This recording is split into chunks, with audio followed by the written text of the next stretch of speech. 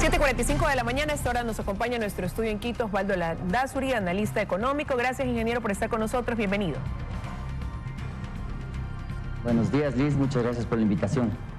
Bueno, esta semana el presidente Guillermo Lasso hizo anuncios que hablan de la reducción de impuestos, algunos pues bueno de manera progresiva, otros en situaciones específicas como son los que tienen que ver con la reducción del IVA en ciertos feriados, pero todo esto lleva a que baje o a que disminuya en el presupuesto 490 millones de dólares, ¿no? ¿Este anuncio se veía venir o más bien cree que fue sorpresivo?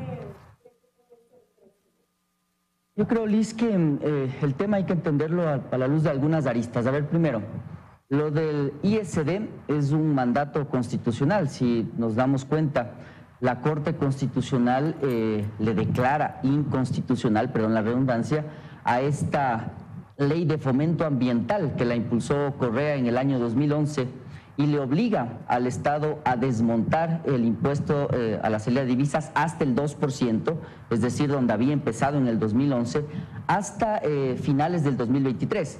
Es por eso que el gobierno está forzado a hacer este anuncio y también, si se da cuenta usted, tiene que ver mucho con el cronograma de disminución del ISD.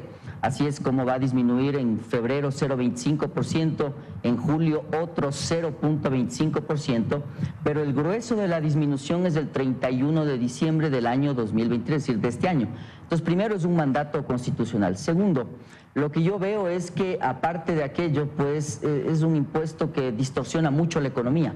Entonces, indudablemente es una buena noticia. Ahora, el problema yo creo que radica, estimada Liz, en entender cómo está la estructura del presupuesto general del Estado, es decir, cómo estamos nosotros financiados. Y respecto al orden macroeconómico, yo creo que es un orden bastante frágil.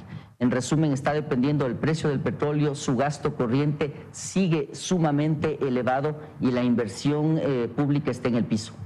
Bueno, y en base a eso, el ministro de Finanzas ha dicho que, si bien es cierto, no es que al país le sobra el dinero, decía él, pero sí están dadas las condiciones para hacer esta reducción, que durante este año en recaudación tributaria, pues lo lleva al Estado a dejar de percibir 140 millones de dólares. La pregunta es también cómo se cubre esto que nos hace falta, sí, porque no es que nos sobra el dinero, como bien lo ha dicho. Yo creo que la cobertura es bastante subjetiva con el manejo que está haciendo el gobierno. A ver, acordémonos una cosa, Liz.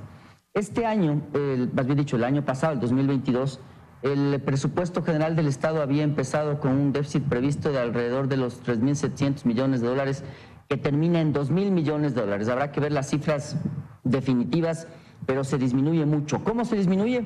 Primero, la ley tributaria. Entonces, si bien le van a bajar 140 millones, no nos olvidemos que nos subieron casi 2.000 millones de dólares de impuestos que se van a pagar en 2 años.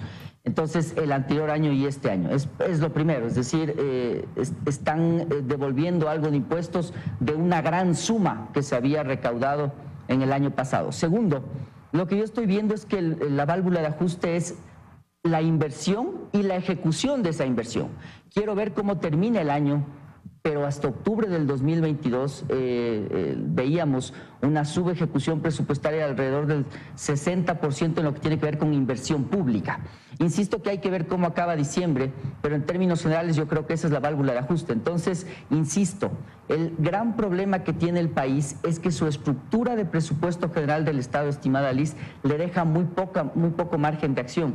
Yo incluso en varios medios he señalado que el Ecuador está en una especie de trampa de desarrollo. Usted tiene que seguir invirtiendo más en salud, en educación. El gasto corriente sigue siendo una parte muy importante de sus gastos permanentes que tiene todos los años. Y entonces, claro, ahí la pregunta es cómo usted sostiene esta situación, suponiendo una disminución del precio del petróleo, una vez que ya se acabe la ley tributaria y usted deje de recibir algunos de sus impuestos.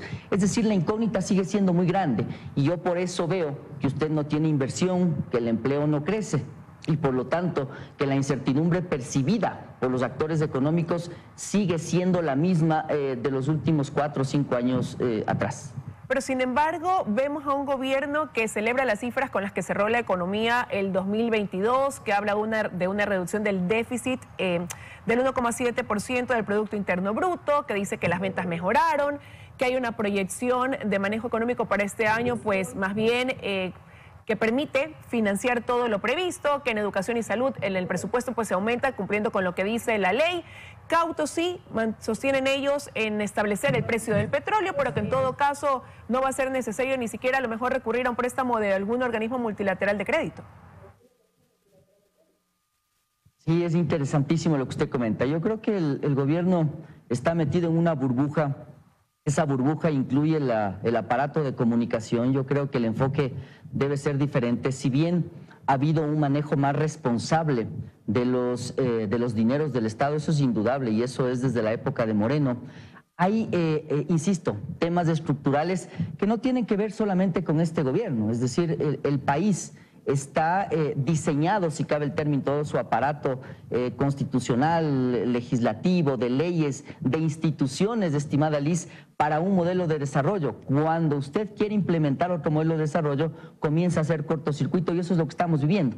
Por ejemplo, el gobierno no puede combinar esta situación con seguir subiendo el salario. Es decir, eso no tiene ni pies ni cabeza. Entonces yo creo que estamos aquí en una discusión que resulta bastante subjetiva. Primero el gobierno dice que está muy bien, la calle le dice no tengo empleo, no hay liquidez, los bancos no prestan plata. Y yo creo que a la larga es una combinación de las dos cosas. Es decir, si bien usted tiene un manejo más responsable de la economía, hay asuntos estructurales que son absolutamente complejos y que realmente gatillan lo que la calle siente. Por ejemplo, si usted tiene riesgo país como el que tiene, si tiene las leyes laborales como las que sigue teniendo, en donde, por ejemplo, la jubilación patronal, en donde la participación de los trabajadores en las utilidades, todo aquello no hace que usted reciba inversión. Entonces la calle le dice no hay empleo y también es cierto. Entonces ahí es donde creo que se contrastan las dos realidades, Liz. Lo importante es entender como país ciertos acuerdos. ¿Qué acuerdos, Liz? No aquellos de Ecuador Libre de Guillermo Lasso, acuerdos que entiendan la realidad del Ecuador que está gobernando, es decir, con diferentes zonas geográficas, con diferentes realidades dentro de la zona rural. Otro asunto fundamental, Liz, son los subsidios. Es algo con que el Ecuador no puede seguir lidiando, pero usted no los puede quitar por decreto. Entonces tiene que hacer un plan. Y es ahí donde el gobierno creo que falla. Y si es que piensa que con tener un déficit de 1,7% del PIB, que es una buena noticia, está arreglado el problema, yo le cuento que hay muchísimos otros asuntos que deben ser resueltos. Bueno, hay que ir viendo qué pasa en el tiempo, ¿no? Con los temas que usted ha señalado, reforma laboral, por ejemplo, el tema de los subsidios, son temas pendientes. Ahora, quiero regresar a lo inicial. Con esta reducción del impuesto a la salida de divisas, que constitucionalmente tiene que darse hasta bajarlo al 2%, como usted lo mencionaba, pero es un impuesto que le ha permitido en 15 años al gobierno recaudar 13.000 millones de dólares, ¿no? ¿Quién se beneficia? Hay quienes dicen que la clase pudiente, pero hay quienes dicen que no, que esta medida sí tiene un impacto para todos. Yo creo que hay que ser objetivos siempre en el análisis. Ese es un impuesto distorsionador y transversal en toda la economía, estimada Liz. El asunto es que no le beneficia a todos igual, tal vez no. Es decir, los importadores indudablemente van a tener más ventaja que los fabricantes porque muchos de los insumos que se utilizaban para fabricar en el país ya estaban exentos de este impuesto, pero lo cierto es que todo está afectado por una cadena impositiva que no solo tiene que ver con el ISD, está ahí el ICE, están los propios impuestos relacionados con las relaciones laborales que tienen que ver con participaciones, leyes, etcétera. Es decir, hay que ser muy objetivos, esto nos beneficia a todos. Ahora, la gran duda es que usted tiene más o menos unos $1.000 millones que recauda cada año.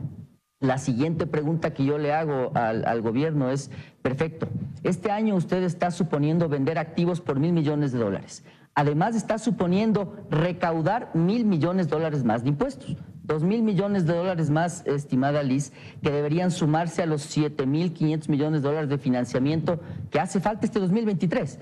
Entonces la pregunta es, muy bien, ahora, ¿cómo usted va a resolver el problema en caso de no poder vender activos o en caso de no recaudar más como está preveyendo? Entonces, insisto, regresamos a la que yo había comenzado al principio, estimada Liz, y el asunto es que está muy bien que el ISD no solo disminuya, sino desaparezca. El problema es que este modelo de desarrollo que Lazo lo está queriendo implementar requiere que usted canjee impuestos probablemente. Es decir, si usted mira los países que le rodean, se va a dar cuenta que el IVA, por ejemplo, es más alto. Y eso es indudable. Si usted quiere dejar de recaudar aranceles con sus acuerdos comerciales, es probable que los ciudadanos estén listos para entender que habrá otros impuestos que tengamos que subir. De lo contrario, lo que usted va a ver es que otra vez este año, como bajó impuestos, subejecuta el presupuesto, no invierte, no hay insulina en los hospitales y el círculo vicioso se mantiene y es, creo yo, una bomba de tiempo que en cualquier momento puede estallar. Gracias, ingeniero, por habernos acompañado esta mañana con su análisis aquí en 24 horas. Que tenga un buen día. A las órdenes, Liz, un gusto. Milton y amigos, con esto ya estamos concluyendo nuestra emisión de hoy viernes, 7:56 de la mañana. Así es, terminamos viendo las noticias locales y le recordamos, hoy el presidente Guillermo Lasso viaja a Europa, va a estar en Davos, Suiza, va a dar una rueda de prensa hoy, haciendo algunos anuncios también en el tema de salud. Estaremos pendientes y usted lo sabrá aquí en 24 horas. Que tengan un buen día.